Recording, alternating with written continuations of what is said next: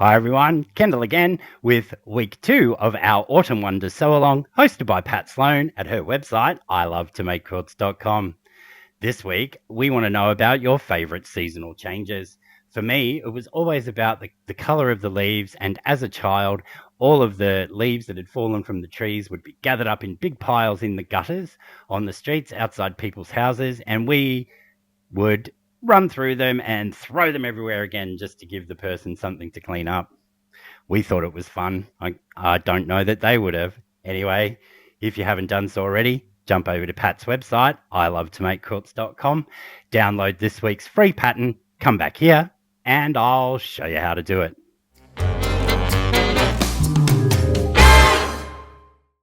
This week's pattern is a very simple one in that we just need to make some 4 patches, sew those to some solid squares and set them out in such a way that we have nice diagonal lines of our dark fabrics. In the pattern, Pat actually shows you how to do that with strip piecing, so starting by making a strip, cutting that into the chunks that you need and then making those into 4 patches.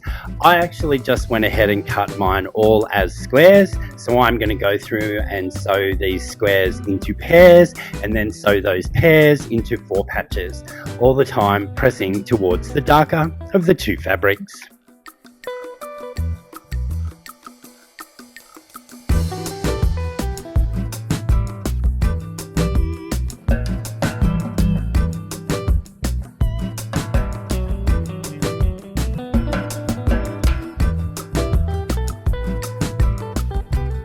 As I said before, Pat shows you how to do this with strip piecing, which is just means that you're sewing a lot less.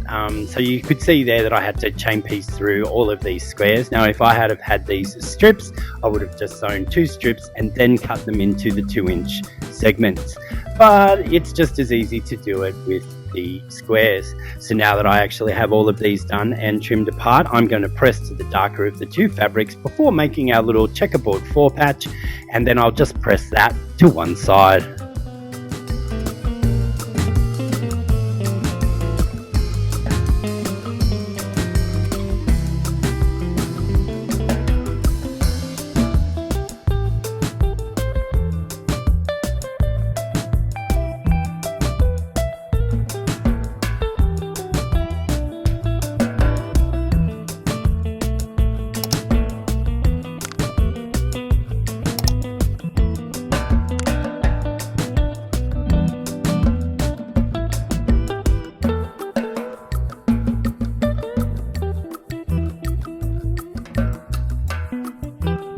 We now need to just take each of these 4 patches and sew them to a solid background square. You can see here that I originally cut my background squares to the incorrect size, so I'm just going to trim all of those down to the 3.5 inches that we need, I believe it is, and then I'll sew all of those on, and then I will press those all towards that solid background square.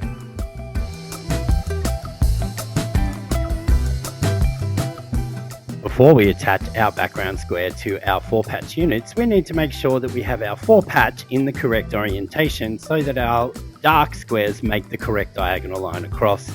You'll see in the top left hand corner here that I've put a little inset, so you need to make sure that your solid or background square of your 4 patch is in the top left hand corner before attaching the background square to the right hand side.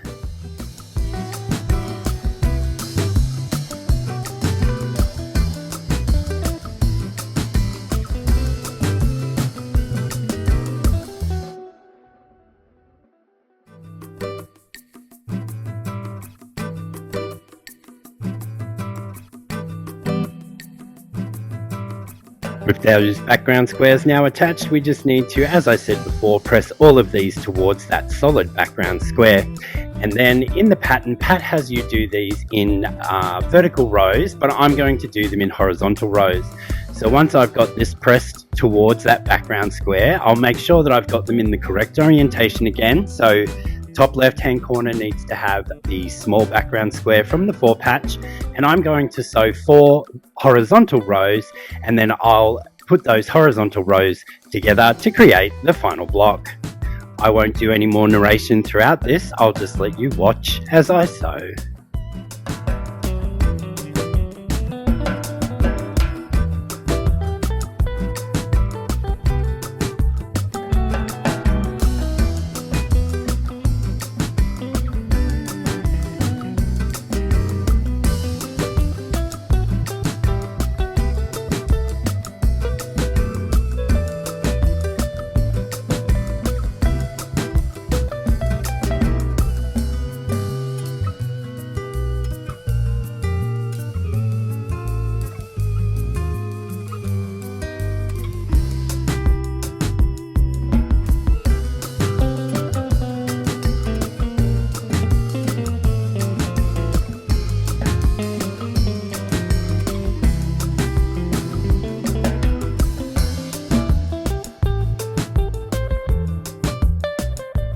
Okay, I changed my mind because I thought it was necessary here to point out that if you followed my pressing directions throughout, you would have noticed that all of those seams nested when doing our 2 horizontal seams here.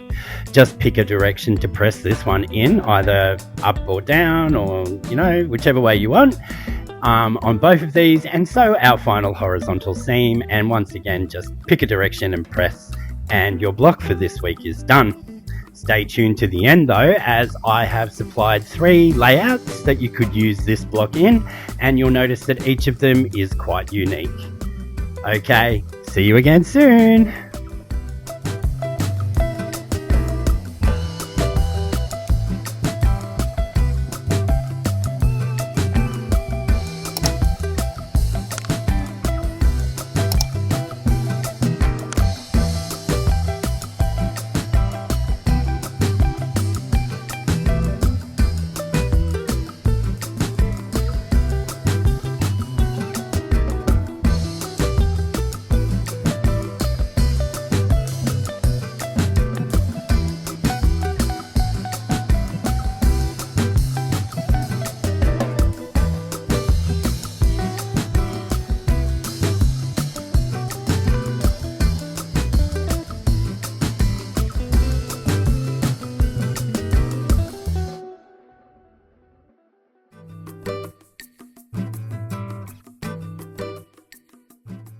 Well, that's it for another week, folks. And as always, I really love if you could like, share, subscribe.